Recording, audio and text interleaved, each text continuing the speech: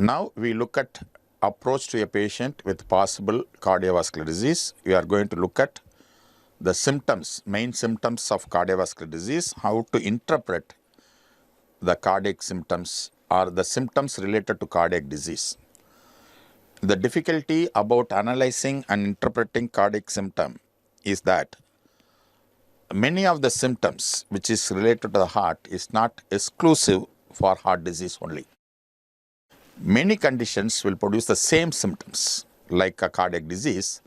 That's why it becomes very difficult, the analysis of cardiac symptoms, to know which symptom, the same symptom can be produced by different other conditions, and how to say this particular symptom is related to cardiac or not.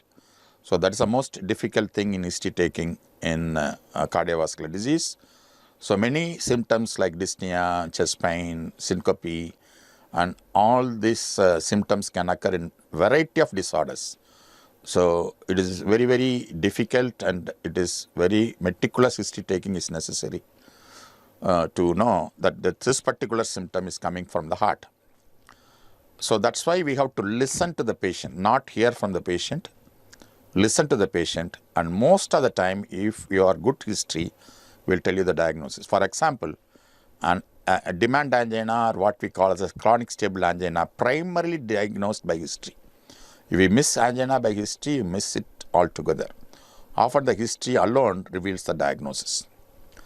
The cardiac symptoms, I think we will start with chest pain, but the chest pain I will take it separately when we deal with coronary heart disease.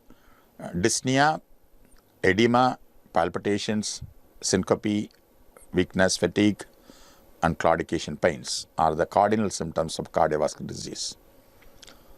And the approach is important to know what is the duration of the particular illness, whether it is acute presentation or a chronic presentation. As I told you, what is the type of diseases which can produce this particular symptom. So how rapidly, how slowly the disease is progressing. And from the history also we can predict the prognosis of that particular illness. And many times the history will help us to plan appropriate management for that particular disease in the form of pharmacological treatment or non-surgical interventions or surgical treatment. So this single slide will sum up the entire aspect of the cardiac symptoms. So just we look at this heart. So you can see this is the pulmonary circuit where you get the pulmonary artery taking the deoxygenated blood, and oxygenated blood is coming to the pulmonary veins, the left heart. Left heart is pumping the oxygenated blood to the systemic circulation. Through the capillaries, the oxygen and nutrients are given to the tissues